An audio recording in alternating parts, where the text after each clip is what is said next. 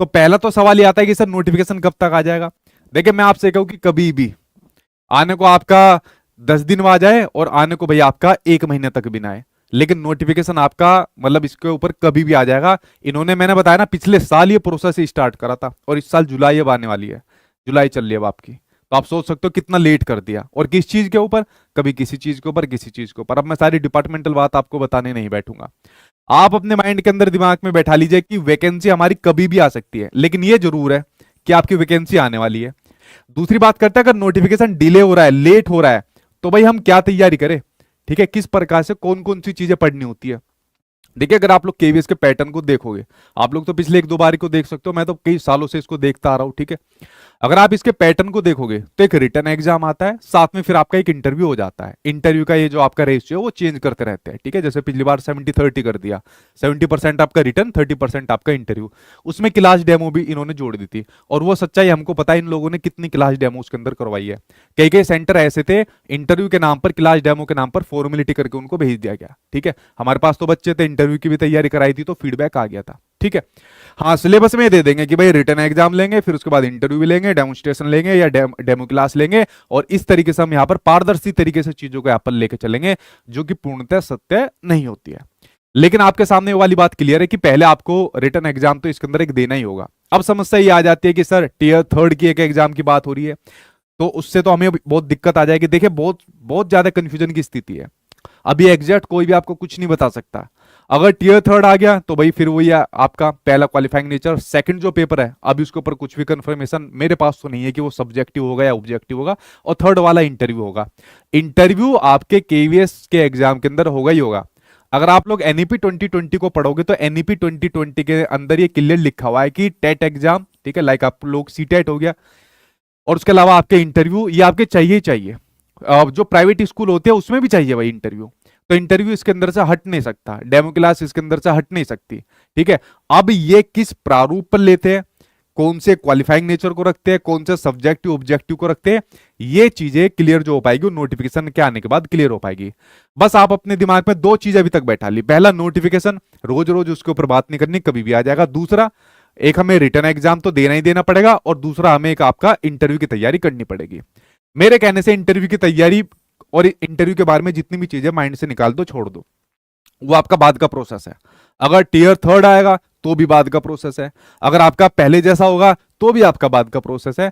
तो बाद की टेंशन अभी लेने की कोई जरूरत नहीं है। अभी तो ये देखो आपको पढ़ना क्या है, ताकि क्वालिफाइंग नेचर का है, टीयर 3 के अकॉर्डिंग है तो हम उसको निकाल सके, और अगर पहले जैसा है तो हम उसको यहाँ पर निकाल सके, ठीक है। देखिए अगर मैं बात करूं आपके सिलेबस के अंदर, मैंने यहाँ पर खाली पीआरटी, टीजीटी, पीजीटी लिखा हुआ है। मैं आपकी इसमें कोई भी पोस्ट हो, ठीक है, केवीएस के अंदर आप जिस भी पोस्ट की तैयारी करना चाहते हो उसके अकॉर्डिंग मैं आपको चीजें बता रहा हूं।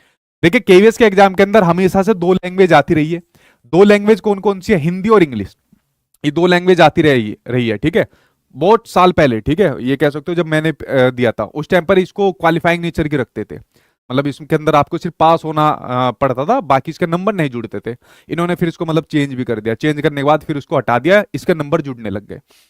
तो हिंदी और इंग्लिश कभी ऐसा हुआ ही नहीं कि आपके एग्जाम में ना पूछी गई और ना पूछी जाए, तो हिंदी और इंग्लिश आपके एग्जाम के अंदर आनी ही आनी है। और हिंदी इंग्लिश के अंदर क्या होता है, आपके वही पैराग्राफ, गद्यांश होते हैं, और आपकी ग्रामर होती है, और आपकी वोकैब होती है। तो ये आप कोई भी कॉम्पिटिटिव एग्जाम की तैयारी करें, कोई टीचिंग एग्जाम की तैयारी करें, ये तो भाई आपको पढ़ना ही पढ़ना पड़ेगा। ये वाली बात आप लोग यहां पर समझिए। इसकी क्लास भी चलने वाली है यूट्यूब चैनल पर, जिसके लिए मैंने आपको बता दिया। पहले मैं आपको वो भी बता देता हूं। जैसे मान लीजिए आप हिंदी इंग्लिश की तैयारी कर रहे हो, ठीक है, जैसे आप हिंदी इंग्लिश की तैयारी कर रहे हो, तो हिंदी और इंग्लिश की अगर आप लोग यहां पर तैयारी कर रहे हो तो केवीएस की फ्री क्लासेस चलने वाली है मेरे यूट्यूब चैनल पर ठीक 12 बजे, दोपहर के ठीक 12 बजे आप लोग केवीएस के लिए आ जाया करना। और यहाँ पर हर दिन किसी ना किसी सब्जेक्ट की क्लास चलेगी। जैसे मान लीजिए एक दिन आपकी हिंदी की चलेगी, एक दिन आपकी इंग्लिश की यहाँ पर चलेगी। ये केवीएस के लिए मैं यहाँ पर फ्री सीरीज आप लोगों के लिए लेकर आया हूं, ठीक है, ये वाली बात समझ गए। किसी दिन कंप्यूटर चलेगी, किसी दिन आपकी मैथ्स चलेगी, साइंस, सोशल साइंस, ईवीएस चलेगी, हर दिन कोई ना कोई आपकी यहाँ पर क्लास चलेगी।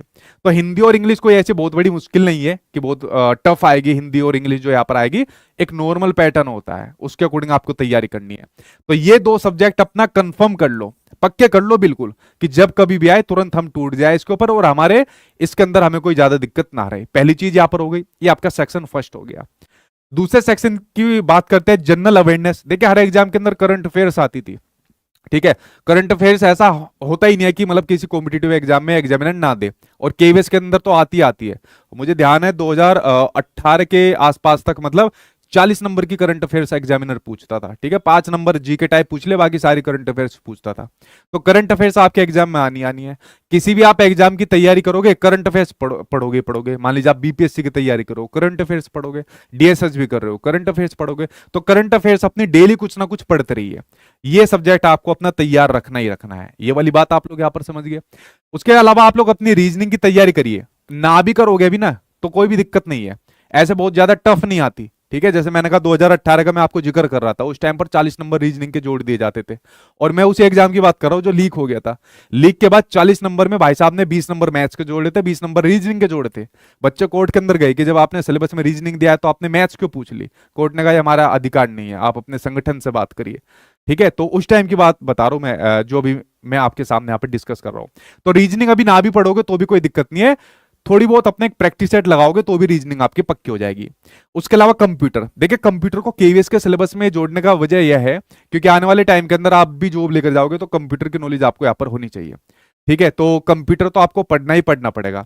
मैंने बताया जो मैं सीरीज लेकर आया वो आपके लिए फ्री सीरीज है यूट्यूब के ऊपर। इसमें आपको मैं यहाँ पर कंप्यूटर की भी क्लास कराऊंगा। ठीक है, ये सीरीज आज से शुरू होती है लेकिन मैंने इसको थोड़ा सा रोक दिया, अभी कल से शुरू होगी आपकी सीरीज जो है। ठीक है, तो केवीएस पेडागोजी अगर आप लोगों ने पहले वाली पढ़ ली, या फिर जो मैंने अपनी वाली बुक निकाली थी, ठीक है, अगर आपने इसको पढ़ लिया, इस बुक के अंदर जितना पेडागोजी का निचोड़ होना चाहिए, जो जो चैप्टर होने चाहिए, वो सब मैंने इसके अंदर डाले गए।